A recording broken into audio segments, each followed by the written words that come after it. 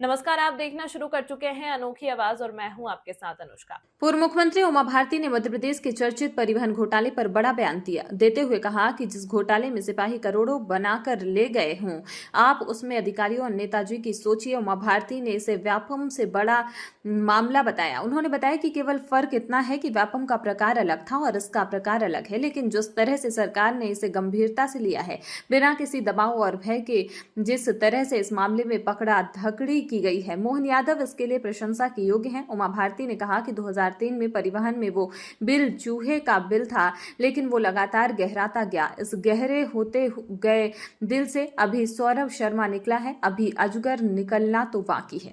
आपका इंटेलिजेंस बहुत मजबूत है, तो ये इससे पहले कभी ये बात आई कि ये सब बंद होना चाहिए, और इसके लिए किसको जिम्मेदार मानती हैं आगे परिवहन में जो इस तरह घोटाला हो रहा है?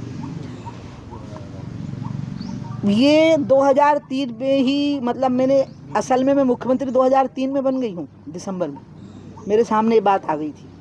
और जब ये मेरे सामने बात आई तो मैंने गुजरात के मुख्यमंत्री जी और आज के प्रधानमंत्री जी मोदी जी से बात की कि भाई इसको कैसे करना है। तो मैं चाहती हूँ कि ये पूरी तरह से हम पूरा रेवेन्यू वसूल कर सकें यहाँ से, क्योंकि मुझे हमारी उस समय की जो रेवेन्यू की प्रिंसिपल सेक्रेटरी थी, उनका मैं नाम नहीं ले सकती, कहा गया कि अधिकारियों के नाम कोट नहीं करना है, उनने ही मुझे सुझाव दिया था। मैंने कहा था 1500 करोड़ अगर शराब का रेवेन्यू है तो हम 3000 करोड़ की व्यवस्था कर लें। तो उनने मुझे कहा कि शराब की नीति में एक परिवर्तन सबसे पहले कर दीजिए, लॉटरी।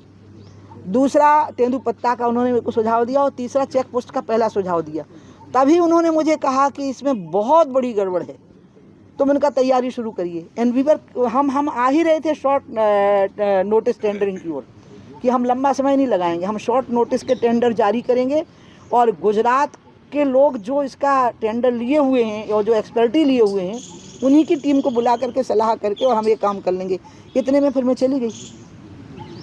उसके बाद फिर चूहे का बिल जितना गहराता गया होगा, और आज गहराइयों में से अकेला सौरभ शर्मा एक केंचुआ निकला, अभी अजगर तो निकले ही नहीं। दीदी एक सवाल है। अब इनका था। इस खबर में फिलहाल इतना ही। अन्य खबरों के लिए बने रहिए अनोखी आवाज के साथ।